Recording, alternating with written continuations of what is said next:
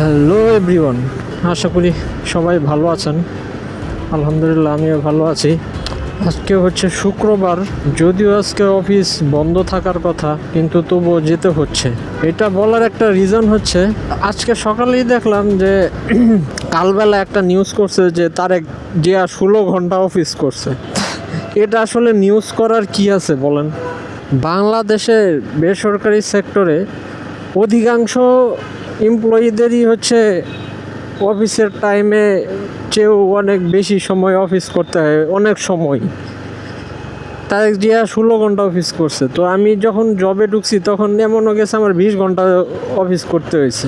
এগুলো নিয়ে তো কেউ নিউজ করে না। সাধারণ কোনো জনগণের নিয়ে তো কখনো নিউজ করতে দেখলাম না যে বাংলাদেশের সাধারণ জনগণ হচ্ছে এইভাবে অফিস করে। কখনো তো এই টাইপের কোনো নিউজ দেখলাম না। বাঙালিদের ভাগ্য পরিবর্তন হবে কিভাবে? তেল মারার ধান্দায় থাকে সব। আর এটা কোনো নিউজ হইল? মানে 16 ঘন্টা অফিস করছে মানে কি হয়েছে? তাই বাংলাদেশে অনেক মানুষই করে, তার মানে তাই বলে কি সবারই বলতে হবে?